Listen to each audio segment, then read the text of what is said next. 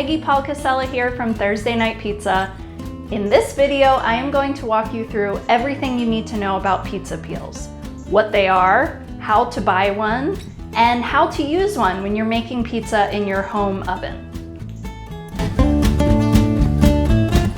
All right, first of all, let's talk about what a pizza peel is.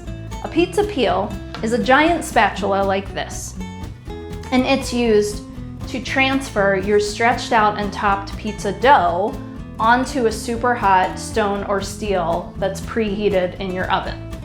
Then in the middle of or during baking time, it's used to rotate the pizza so that it bakes evenly. And then at the end of baking time, it's used to scoop up the pizza and take it out of the oven so that you can slice and serve it.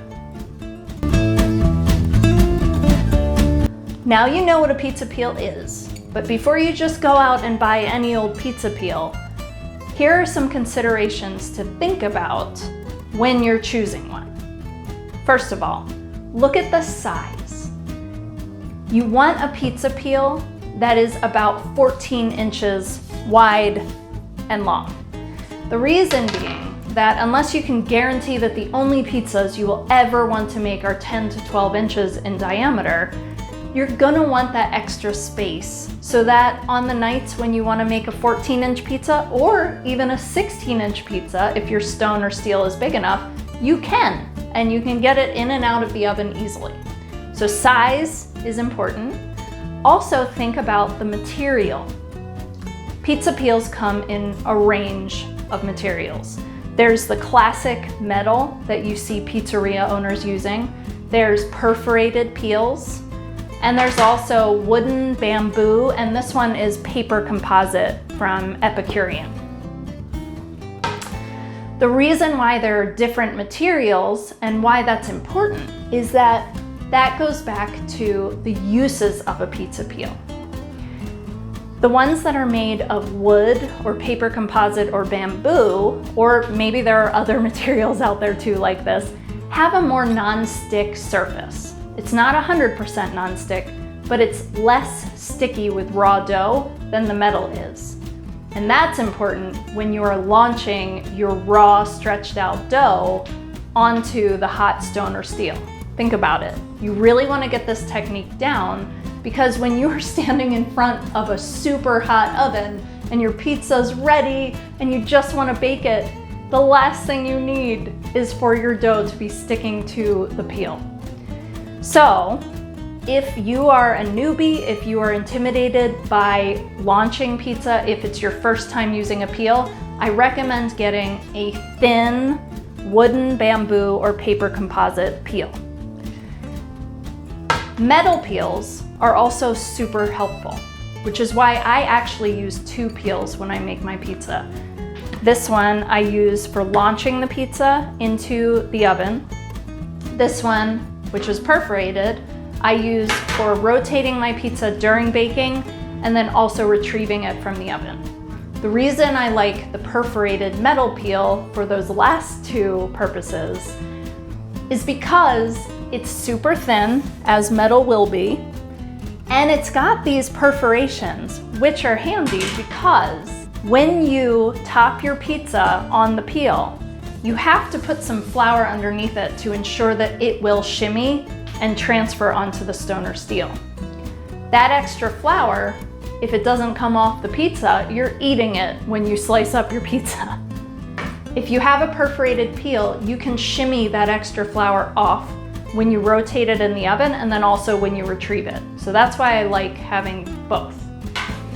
The plain metal peels. Now these are what the super pros use. They're great. The only problem is that they're not as great if you are new to making pizza at home and you're not great at the process of making sure the bottom of your dough is always floured correctly but not too much and that it'll slide on the peel. This one is another pro tool which I do like using. This is a turning peel. This one you can see is smaller, it's circular. It's really great for just spinning your pizza around during cooking so it cooks evenly. It's also great for retrieving smaller pizzas from the oven. So these are the different types of peels and the different things to think about when buying a peel. Now, I'm gonna walk you through the process of using pizza peels to make pizza in your home oven. All right, let's make some pizza. I have my stone preheated in the oven. It's been preheating at 550 Fahrenheit for about an hour, and then I just switched my oven to the broil on high setting. So the oven's hot, it's ready to go. My dough is made, and I'm going to press and roll it out just a little bit first so that it's easy to stretch. I've got my Epicurean peel, which is the one that's a little more non-stick. I'm gonna sprinkle it with just a light sprinkle of flour. Don't go too crazy. But you wanna get it all over the peel because think about it, you don't want any part of your raw dough to stick to the peel. So now I'm gonna go ahead and stretch it.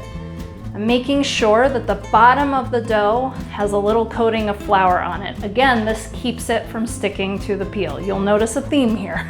That is the biggest problem with working with peels. I'm gonna stretch this out.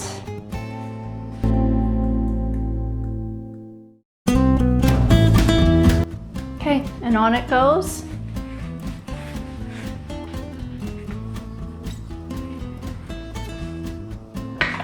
I like to prick mine with a fork just to keep bubbles from forming in the center of the pizza.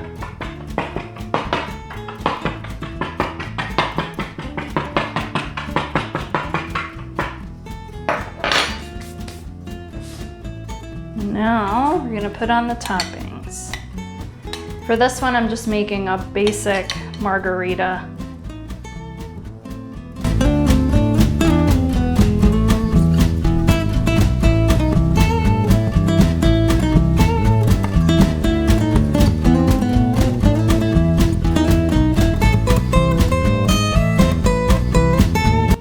And I like to put a little bit of olive oil around the edges just to make sure the edges look nice and golden.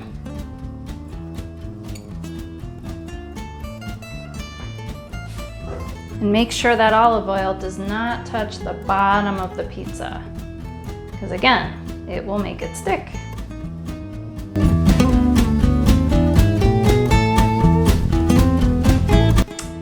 Now when you're ready to put your pizza in the oven, pick it up on the peel and do a test shimmy.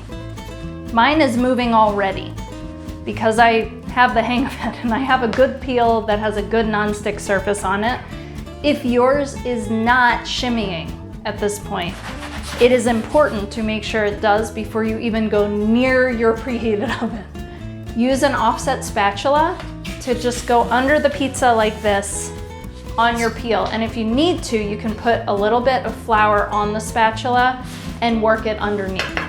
I don't need to right now, so I'm not going to. Okay, and now I'm gonna shimmy this beauty into the oven.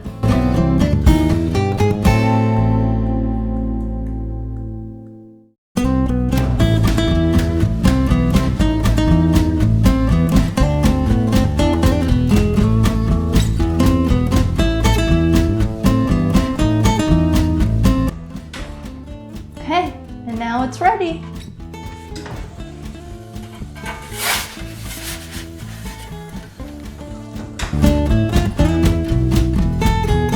Ta-da! The beauty with my Epicurean peel too is that it's good for serving the pizza. So I can just slide it right onto that, let it sit a minute, and then it's ready to slice and serve. I hope this video helped you if you were intimidated by pizza peels, weren't sure which one to get, or have been using a pizza peel and have been having a lot of trouble, which is super common, so don't be embarrassed. If you have any additional questions, comments, anything, please leave them in the comments section and I will get back to you. Happy pizza making!